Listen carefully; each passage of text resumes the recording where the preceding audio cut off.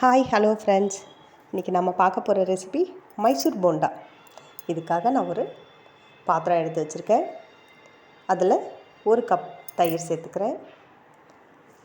1.5 cup அளவுக்கு மைதா மாவு சேர்த்துக்கிறேன்.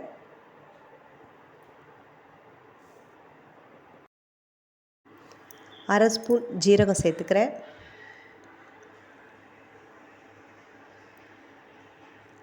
அரை ஸ்பூன் உப்பு சேர்த்துக்கிறேன். 1/4 டீஸ்பூன் பேக்கிங் சோடா சேர்த்துக்கிறேன். 2 பச்சை மிளகாய் கட் பண்ணி வச்சுருக்கேன், அதையும் இதோட சேர்த்துக்கிறேன்.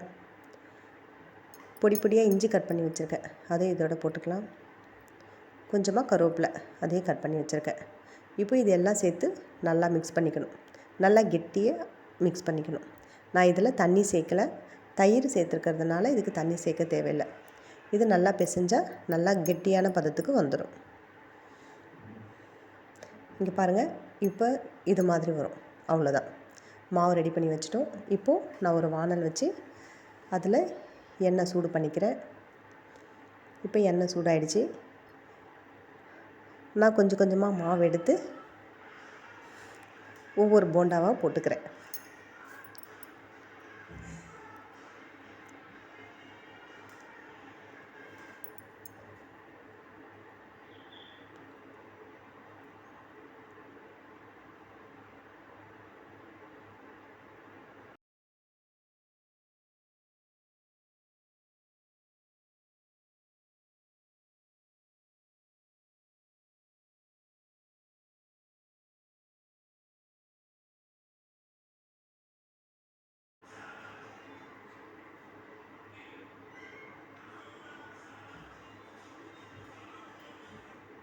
இப்போ போட்டாச்சு. இப்போ கொஞ்சம் லைட்டாக திருப்பி விடலாம்.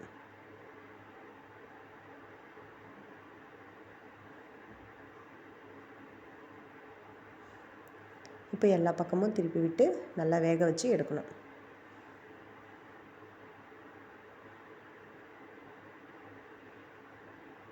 அப்போ தான் எல்லா பக்கமும் நல்லா வேகும்.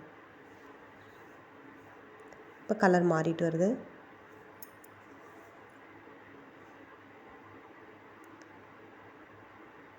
அவ்வளோதாங்க.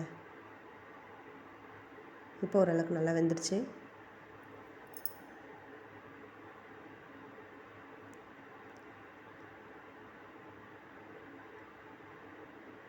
இப்போ கலரும் நல்லா மாறிடுச்சு. இப்போ இதை எடுத்துடலாம்.